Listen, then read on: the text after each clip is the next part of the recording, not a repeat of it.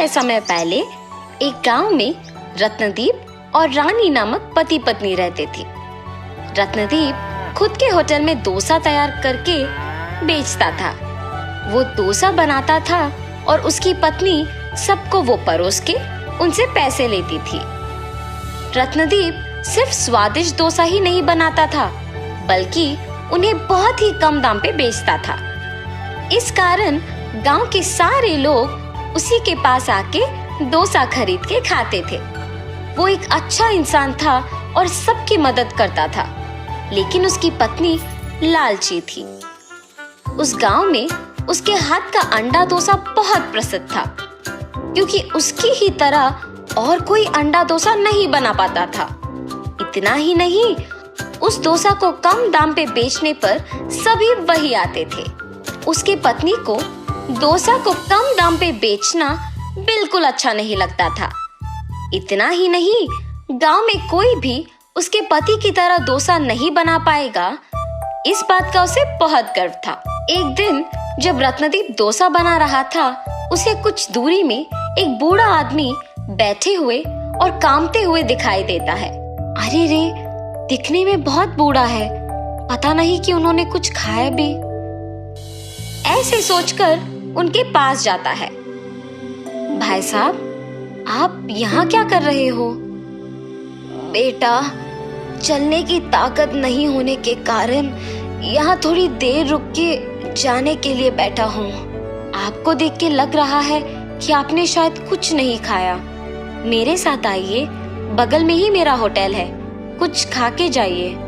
मगर मेरे पास पैसे नहीं है बेटा। पैसे देने की कोई जरूरत नहीं है, होटल मेरा ही है, आप बस मेरे साथ आओ। ऐसे कह के उस बूढ़े आदमी को उसके साथ अपने होटल लेके बिठाता है। वो गरम गरम डोसा बना के उसके पत्नी को उनको परोसने के लिए कहता है। उसकी पत्नी को वो करना अच्छा नहीं लगने के बावजूद उस बूढ़े आदमी को डोसा परोसती है। भूखा रहने के कारण वो बूढ़ा आदमी डोसा को जल्दी जल्दी खा लेता है। उस आदमी को ऐसे खाते हुए देख रत्नदीप उसके लिए पानी लेके आता है। मेरे भूखे पेट को तुमने भरा है, इसके बदले में मैं मेरे पास की छोटा सा तोहफा तुम्हें देना चाहता हूँ बेटा। आपको कुछ भी देने की कोई जरूरत नहीं है भाई साहब, मेरे खुशी के लिए तो स्वीकार करो बेटा। ऐसे बोल के वो बूढ़ा आदमी उनको डोसा बनाने के लिए एक तवा देके वहां से चला जाता है। उस आदमी के जाने के बाद उसकी पत्नी उसके पास आकर कहती है, क्यों जी, पहले तो आप सबको कम दाम में डोसा बेच रहे हैं और ऊपर से आप रास्ते में जाते हुए अनजान लोगों को बुला के उन्हें मुफ्त में खिला के भेज रहे हो। इससे क्या कोई लाभ है? ऐसे डोसा बनाने से हमारे पास कुछ नहीं बच रहा। अब हमारा इतना कठिन स्थिति भी नहीं है कि हमारे पास खाने के लिए भी कुछ नहीं है ना। जितना है उतने में दूसरों का सहायता करते हुए खुश रहना चाहिए। अपने पति के बातें सुनकर रानी गुस्से में वहां से चले जाती है। जितनी भी बार कहूं इनसे, ये नहीं बदलेंगे, सबकी सहायता करते ही रहते हैं। अगर मैं उनको बताए बिना डोसा का दाम बढ़ाऊंगी, तभी हमारे पास कुछ तो पैसे बचेंगे। ऐसे फैसला करके अपने पति को बताए बिना दाम बढ़ाती है। आम डोसा 15 रुपए का और अंडा डोसा 25 रुपए का। ऐसे होटल को आए हुए लोगों को बोलती है, आपके होटल में स्वादिष्ट खाना बनने के अलावा कम दाम पर मिलने के कारण ही हम सब आपके पास आते हैं, मगर अब आप ऐसे दाम अचानक बढ़ाते हैं तो कैसे होगा? अरे, आपको डोसा चाहिए तो खाइए, वरना नहीं। मेरे पति की तरह अगर कोई और इस गांव में स्वादिष्ट डोसा बनाता है तो उसी के पास जाके डोसा खाओ। ऐसे कठिन तरीके से कहती है। दाम बढ़ाने के बावजूद खाने के लिए सभी उसी होटल को आते हैं। कुछ दिन बाद पैसे बचते हैं और ये देख रानी बहुत खुश होती है।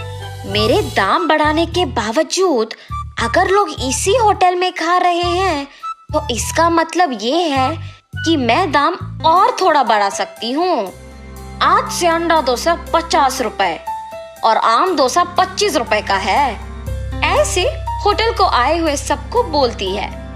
अरे, आपके होटल के डोसा चाहे कितना भी स्वादिष्ट क्यों ना हो, ऐसे दाम बढ़ाते जाओगे तो लोग कैसे खरीद पाएंगे?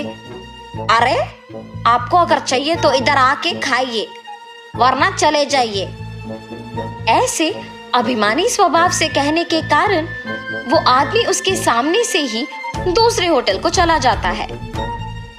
उसको देख बाकी लोग भी चले जाते हैं। तब से सब उनके होटल को आना ही बंद कर देते हैं। रानी, क्या हुआ? कुछ दिनों से कोई भी होटल को नहीं आ रहा। हमारे जैसे और दूसरा कोई भी डोसा नहीं बना सकेगा, इसीलिए कभी ना कभी उन सबको लौट के आना ही पड़ेगा। मेरी पत्नी की लालच के बारे में तो मुझे पता ही है। या तो उसने होटल को आए हुए लोगों को कुछ कहा होगा, या फिर क्या मुझे बताए बिना उसने दाम बढ़ा दिया होगा। ऐसे सोच के कुछ नहीं कहता है और वहां से चला जाता है। ऐसे बहुत दिन बीतने के बाद सभी उसके होटल के बजाय उसके सामने के होटल को जाते हैं। मेरे लालची स्वभाव के वजह से ही मैंने दाम बहुत ज्यादा बढ़ा दिया और अभी सारे लोग हमारे होटल के बजाय सामने वाले होटल को जा रहे हैं। ऐसे सोचकर दुखी होती है। उसको ऐसे दुखी देख उसका पति उसके पास आकर पूछता है, कम से कम अब तो सच बोलो, लोग हमारे होटल क्यों नहीं आ रहे हैं? ऐसे पूछने पर रानी अपने पति को सब सच बता देती है। देखा तुमने, तुम्हारी लालच की वजह से हमें क्या भुगतना पड़ रहा है। कम से कम तुम्हारा स्वभाव अब बदलो और हमेशा की तरह वही दाम लगाओ, तभी हमारे पास सारे ग्राहक आ जाएंगे। आइंदा मैं ऐसे कभी नहीं करूंगी। अब सब आप ही की मर्जी। रत्नदीप अगले दिन से उसी दाम पे डोसा बना के बेचने लगता है।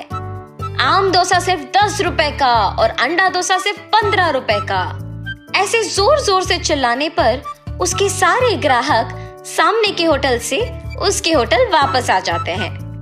ऐसे कुछ ही दिनों में वापस होटल भीड़ित रहने के कारण डोसा बनाने में देर लगता है। इसीलिए रत्नदीप फैसला करता है कि एक और तवा खरीदने की आवश्यकता है। अरे हाँ, उस बूढ़े आदमी का दिया हुआ तवा तो है ही। ऐसे सोच के अंदर जाके उस तवे को बाहर लेके आता है। उसमें एक डोसा बनाते ही वो एक डोसा बहुत सारा डोसा बन जाता है और ये देख वो आश्चर्यचकित रह जाता है। हाँ, ये क्या माया है? रानी, रानी, एक बार इधर आओ। हाँ जी, क्या हुआ? ये देखो तो सही। ऐसे उसके भी सामने उस तवे पे डोसा बनाता है और तुरंत वो कई डोसा बन जाना देख वो भी दंग रह जाती है। ये कौन सा जादू है जी? एक डोसा कई डोसा में बदल रही है। तुम्हें वो बूढ़ा आदमी याद है? उसी का दिया हुआ तवा है ये। और तुमने उस दिन उनको डोसा मुफ्त में देने के कारण गुस्सा किया था। ये सब आपकी सहायता करने की वजह से ही मुमकिन हुआ है जी। ऐसे उस दिन से अंडा डोसा को कम दाम पे बेच के बचे हुए डोसा को गरीब लोगों को मुफ्त में दे के पति पत्नी दोनों खुशी से जीने लगते हैं।